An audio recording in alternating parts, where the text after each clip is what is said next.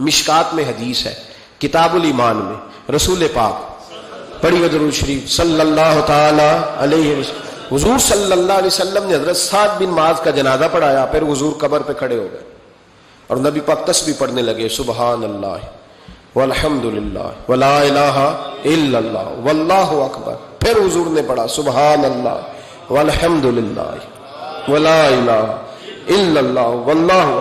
حضرت انس بن مالک کہتے ہیں حضور کے چہرے کا اچانک رنگ بدلا، آنکھوں میں آنسو آئے. حضور نے زور سے پڑھنا شروع کر دیا سبحان اللہ والحمد للہ ولا الہ الا اللہ واللہ اکبر. کہتے ہیں حضور نے زور سے پڑھا، آہستہ آہستہ محبوب کے چہرے پہ خوشی آنے لگ گئی. جب حضور فارغ ہو گئے، دعا مانگی، نکلنے لگے تو عرض کی یا رسول اللہ یہ کیا تھا؟ حضور فرمانے لگے تمہارے بھائی کی قبر تنگ ہو گئی، میں نے تسبیح پڑھی ہے تو اللہ نے اس کی قبر کو کشادہ کر دیا ہے، اللہ نے اس کی قبر کو. تو پھر اس کا مطلب ہے قبروں پہ کھڑے ہو کے تلاوت کرنا، عبادت کرنا، ان کے لیے کوئی تسبیحات پڑھنا، یہ نبی پاک کی سنت ہے صلی اللہ تعالی. یہ مسئلہ بھی سمجھ میں آ گیا. اب آگے چلتے ہیں. کہتے ہیں جی ختم، پھر آخر میں ختم شریف ہی رہ جاتا ہے کہ وہ ختم شریف نہ پڑھیں. اگر آپ مجھ سے میرا چھوٹا سا تجربہ پوچھیں نا، تجربے کی بات یہ ہے کہ اب ختم نہ دلانا فیشن ہے. اب یہ فیشن ہے کیونکہ اب لوگ کام وہ کرنا چاہتے ہیں جو باپ دادا نے نہ کیا ہو، تھوڑا سا انوکھا کام، ذرا سٹائل ذرا ہٹ کے. کیونکہ ختم دلانا بزرگوں کا طریقہ چلا آ رہا ہے، کہتے ہیں ختم دلاتے ہیں. بڑی معذرت کے ساتھ کچھ باتیں مجبوری ہوتی ہیں، وہ ہماری مجبوری ہوتی ہے. ہم پر سوالات کیے جاتے ہیں تو ہمیں پھر اپنی جماعت کی ترجمانی کرنی پڑتی ہے، اور بعض جگہ پہ دل نہیں کرتا بات کرنے کو، طبیعت نہیں چاہتی، بلکہ یوں سمجھ لیں کچھ لوگوں کو ہم اس قابل نہیں سمجھتے ان پر بات کی جائے. لیکن پھر بھی بات جب سوال اٹھتا ہے تو بات کرنی. میں نے بڑا عرصہ پہلے کہا تھا کہ عیسائی ہو نا، غریب ماڑا، تو لوگ پوچھ لیتے ہیں اس کے ساتھ کھانا کھانا جائز ہے؟ پوچھ لیتے ہیں نا. اگر ٹرمپ آ جائے تو جی وہ بھی صحیح ہے کہ نہیں؟ بولے یہ جو آپ کے وہ آتے ہیں وزیر خارجہ وہاں سے، یا ان کا کوئی رکن پارلیمنٹ آتا ہے تو آپ کے وزیر اعظم وزیر خارجہ ان کے اعزاز میں ظہرانہ دیتے ہیں نا. تو ٹیبل پہ کھانا لگا ہوتا ہے، ادھر ہمارا بیٹھا ہوتا ہے، ادھر ان کا بیٹھا ہوتا ہے. جائز ہے؟ پوچھا کسی نے مسئلہ؟ کیوں؟ وہ تگڑا ہے اس لیے. پاکستان کا عیسائی ہو تو فتویٰ اور ہے، اور امریکہ کا ہو تو فتویٰ. بولے صحیح کہہ رہا ہوں؟ امریکہ والے عیسائی ہیں کہ نہیں؟ سارے عیسائی ہیں.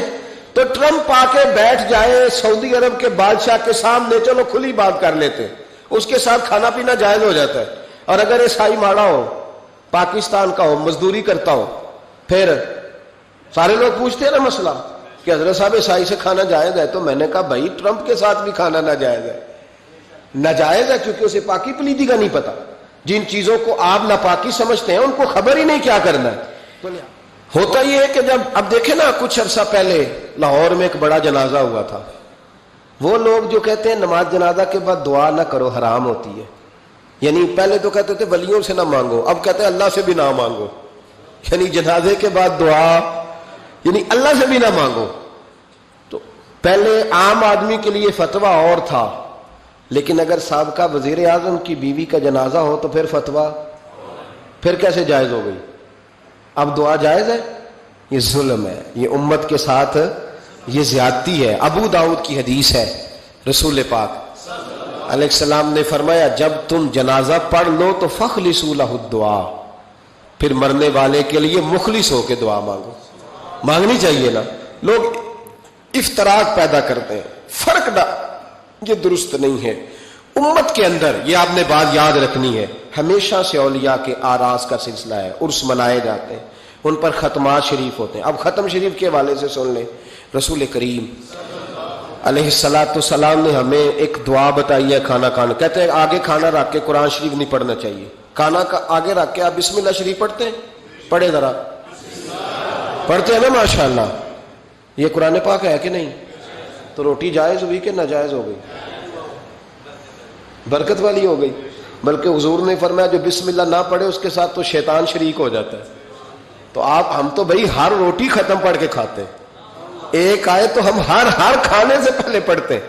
تو آپ اس بات سے منع کر رہے ہیں, کہتے چلے جی آپ پڑھ لیں, آیتیں پڑھ لیں, پھر دعا نہ مانگے. لو سن لو, سامنے کھانا رکھ کے دعا.